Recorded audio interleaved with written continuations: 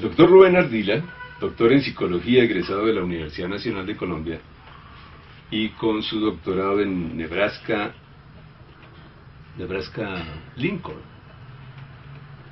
Investigador, creador y decano de varias facultades de psicología en Bogotá, asesor en otras tantas en el país y fuera de él, conferencista invitado a muchos países y con seguridad la figura colombiana de nuestra disciplina más representativa en el ámbito global, autor de 29 libros y cientos de artículos que nos permiten ver la relación de la psicología con múltiples temas de investigación, de la ciencia, así como la trascendencia de la misma en los campos profesional y aplicado, y la injerencia de la psicología en la cotidianidad, la problemática social y cultural, la calidad de vida, la visión de los niños en el futuro y los aportes de la psicología a las poblaciones de la tercera edad y tantos otros temas que nos llevaría todo el tiempo de la entrevista a enumerarlos.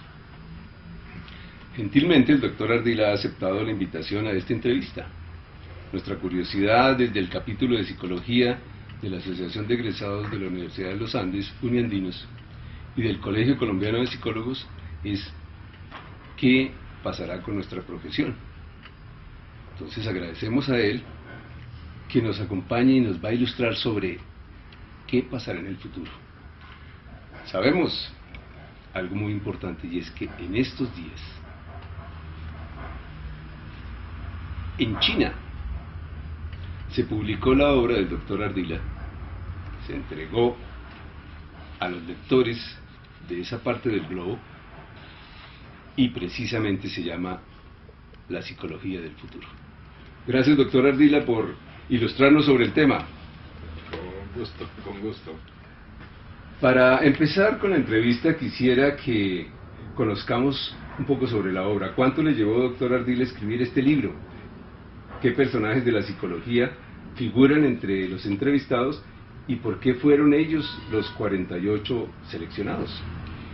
Claro, a mí me interesa mucho la historia y me interesa mucho entender las perspectivas. Realmente todo es un conjunto, es una direccionalidad y vamos de un pasado a un presente y un futuro, todo es un continuo.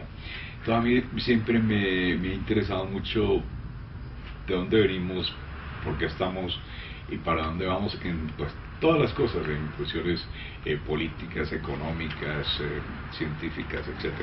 Entonces a mí me ha interesado mucho para dónde va la psicología, que es el campo del conocimiento al cual le he dedicado toda la vida y le quiero seguir dedicando el resto del tiempo que quede. Pensé en escribir un libro sobre lo que yo pensaba acerca de las perspectivas de la psicología en el futuro cercano. Después consideré que más interesante que lo que yo pensaba acerca de la psicología en el futuro cercano era lo que pensaban las personas líderes de la psicología en el planeta. La psicología en un sentido moderno, como todos sabemos, comienza en el 1839 con el laboratorio de Wundt y durante la segunda mitad del siglo XX hubo una serie de avances tremendamente importantes de carácter profesional, de carácter científico, de laboratorios, de teorías, de conceptualizaciones, de aplicaciones, etcétera, que las hicieron una serie de personas que estaban en los últimos capítulos de su vida. Entonces esas personas fue las que yo logré entrevistar. Yo me considero afortunado habiendo tenido acceso a esas personas. Yo creo que eso fue un logro importante. ¿Cuánto me demoró el libro? Me demoró 2-3 años en hacerlo. La mayor parte de las entrevistas fueron cara a cara, como estamos haciendo esta entrevista, cara a cara, pero cara a cara, que no es tan simple tampoco. Y otras fueron por correo electrónico. Hubo algunas personas que faltaron, que debían estar y que no estuvieron, porque definir cuántas personas incluir es una cosa supremamente complicada. Yo quería tener una perspectiva bastante global, bastante planetaria, o sea, bastante amplia, de distintas formas de mirar los fenómenos de distintos países, etcétera. Y otra cosa que hice fue desenfatizar América Latina y España, porque yo conozco mucho más sobre América Latina y España que sobre el resto del mundo en psicología.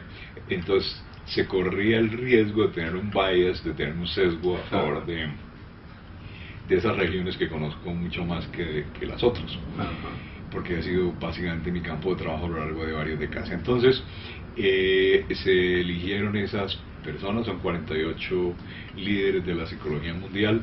Uno de ellos, que es Skinner, ya estaba muerto. Skinner murió en 1990 y este libro se hizo en los primeros años de la década del 2000, se comenzó a hacer en los primeros años de la década del 2000, pero yo había tenido una entrevista con él la primera vez que lo visité en su oficina de la Universidad de Harvard. Esa entrevista llevaba ya varios años, pero habíamos hablado del futuro de la psicología. Entonces yo retomé esa entrevista y la coloqué dentro de estas, pero la entrevista es un poquito distinta de las demás. En las entrevistas lo que se hace es preguntar acerca de, bueno, perspectivas, aspectos metodológicos, cambios en áreas de aplicación, obstáculos, integración de la psicología, etcétera, un montón de temas, y cuál es el campo en el cual esa persona está trabajando en este momento. Entonces ese fue más o menos el esquema que se usó para las entrevistas con estos ilustres gurús de la psicología a comienzos del siglo XXI. Qué interesante. Doctor Ardila, pues muy interesante. A lo largo del libro, cuando uno encuentra el primer corte, se da cuenta que hay visionarios anteriores a su obra, y hay personas que lo pensaron, y pues podría citar entre ellos a Haile Cantier, a Gardner Murphy, a los proponentes del 19º Congreso Internacional de Psicología reunido en Londres en el 69, a Paul Frase, a la misma revista Psychology Today, incluso usted mismo en su obra del 79 y del 84. ¿Qué equívocos y qué aciertos tuvieron hasta este momento esos visionarios? Eso es curioso. Por ejemplo, una de las áreas que se mencionó como área importante para el futuro era un área en la cual se enfatizaran las potencialidades de los seres humanos más que las limitaciones, porque la psicología, desde la perspectiva clínica, enfatizaba mucho los déficits de las personas. Entonces una de las cosas que decían era que la psicología en el futuro debería, o que no debería, porque eso no es de deber, sino que probablemente iba a enfatizar más las cosas positivas, los elementos positivos, la creatividad, el crecimiento personal, el desarrollo de las capacidades humanas. Eso es lo que nosotros llamamos hoy psicología positiva. La psicología positiva, sí. Exacto. Ese fue evidentemente un acierto que lo comparten todos esos visionarios previos. Y uno en el cual se equivocaron todos es en la importancia de los fenómenos parapsicológicos, telepatía, clarividencia, etcétera, que desde William James se consideró que eso era muy importante, y la comunicación con los muertos y el espiritismo y todo, y eso quedó en cero. Parece que tomó nada. Después de los trabajos de Ryan en Duke, los trabajos de Ricardo Musso en Argentina, etcétera, lo que quedó es que esos fenómenos definitivamente no existen. Son errores metodológicos, son problemas de eso. O sea que uno no puede predecir el futuro. Bueno, aquí estamos prediciendo el futuro, pero por extrapolación, no por magia ni nada. No se pueden mover objetos con la mente. La reencarnación es un concepto filosófico y no científico. No se puede transmitir el pensamiento de una mente a otra.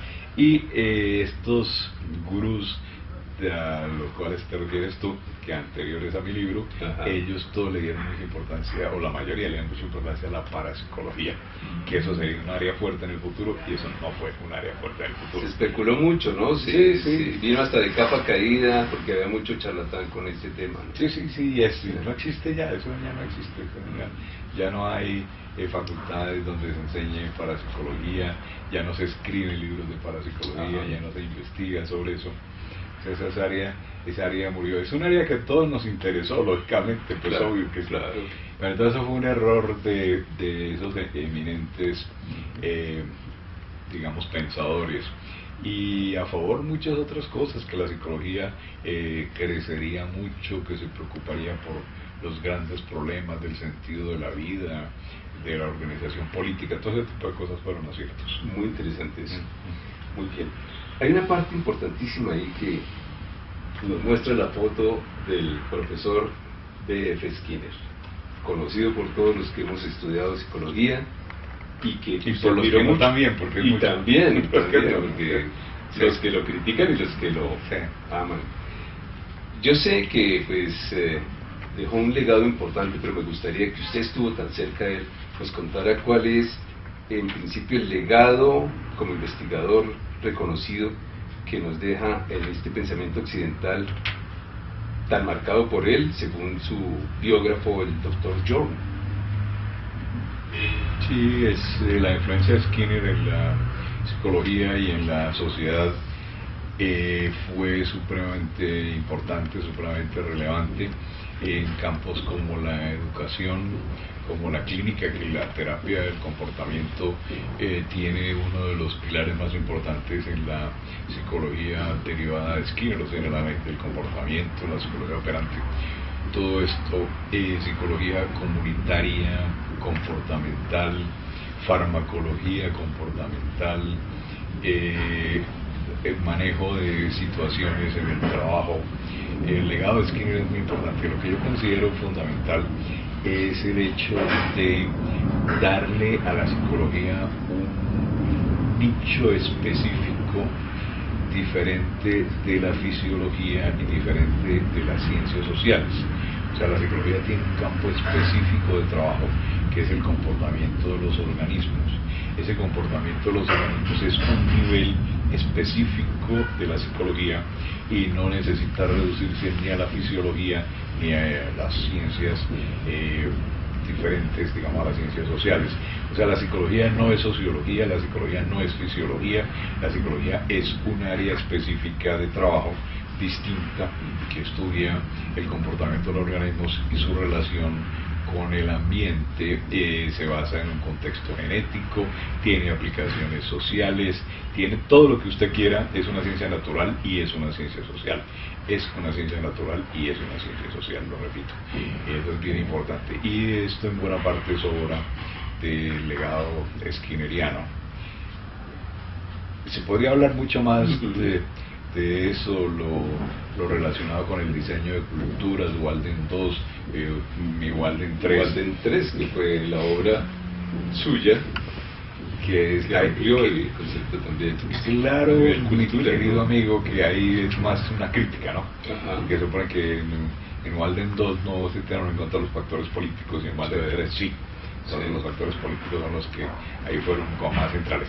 Pero de todas maneras ese sería otro tema. Yo conocí a Skinner bastante y fue muy interesante. Yo nunca estudié con Skinner, nunca, pero sí lo conocí bastante.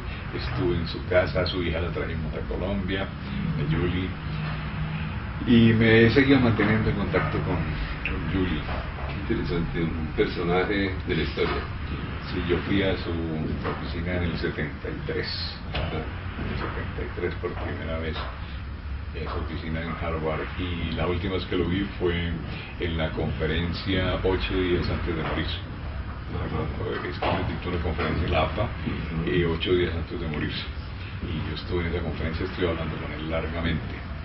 O sea que tuve un buen trayecto de él, y fue una amistad interesante porque hablamos de muchísimas cosas, Y tengo una colección de cartas importantes, que es que eso, yo tengo una cantidad de cartas de gente muy importante, que espero que cuando yo me muera algo se haga con esas cartas, porque en esa época la gente escribía cartas, ahora no se escriben cartas. Ahora están los correos, que pero eso se borra, se muere, ¿no? Sí, sí, pero es que las cartas eran disquisiciones sobre muchos temas, ¿no? Y ahora lo que se dice es me encontraré contigo a las 5. Chao, y pum, y bueno, uno lo borra después. Además, la mano escribía, entonces le daba el toque personal también. No, muy interesante, cuando lo hacían, claro, en las máquinas de escribir y tal.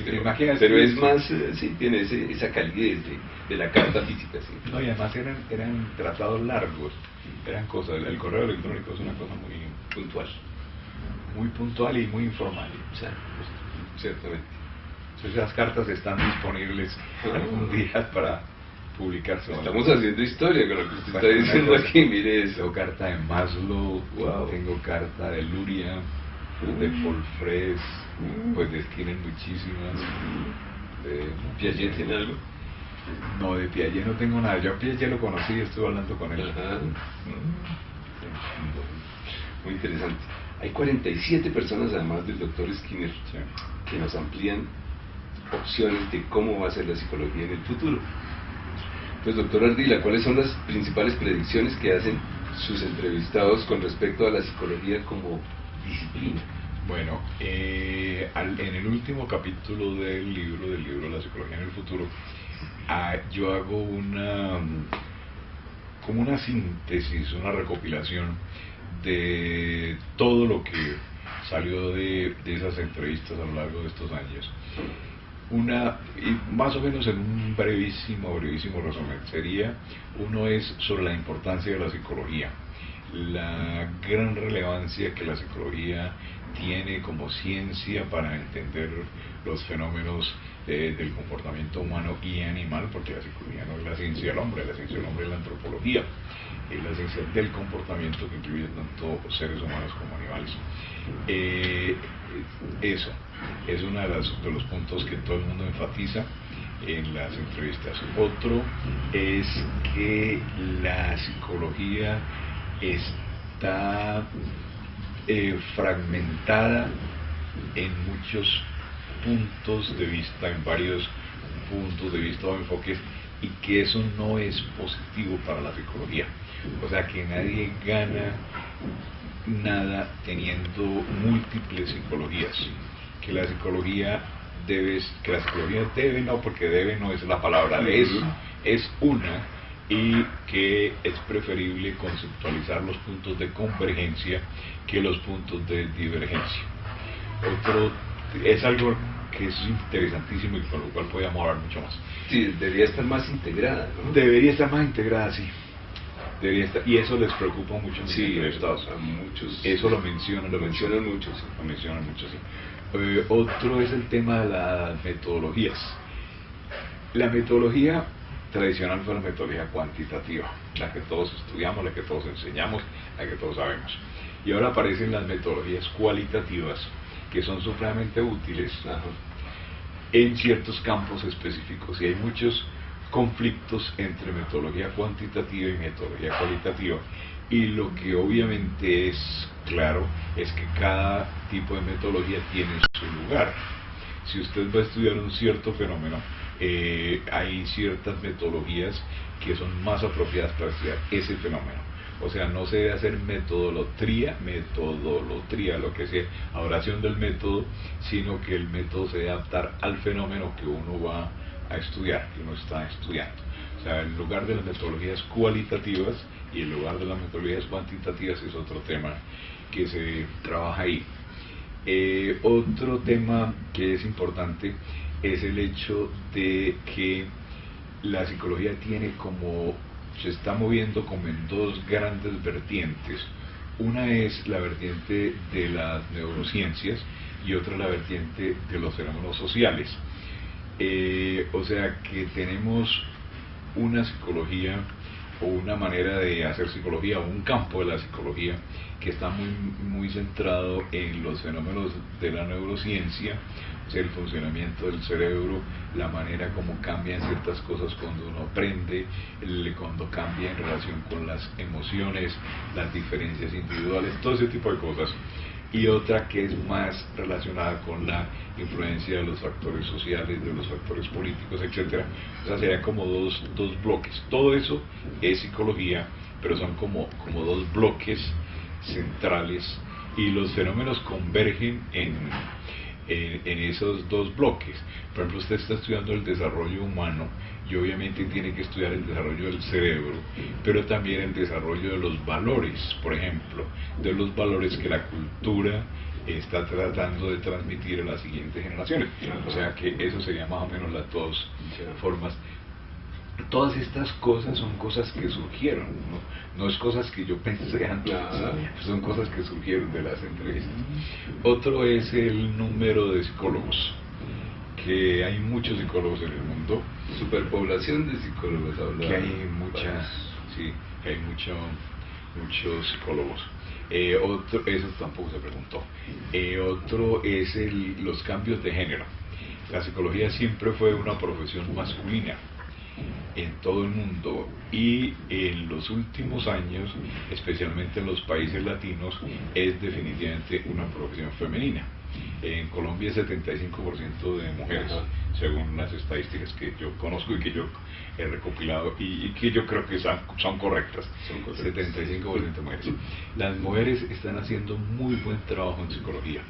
Las mujeres, no por ser mujeres, sino por ser personas y por ser científicas y por ser todo esto, están haciendo muy buen trabajo.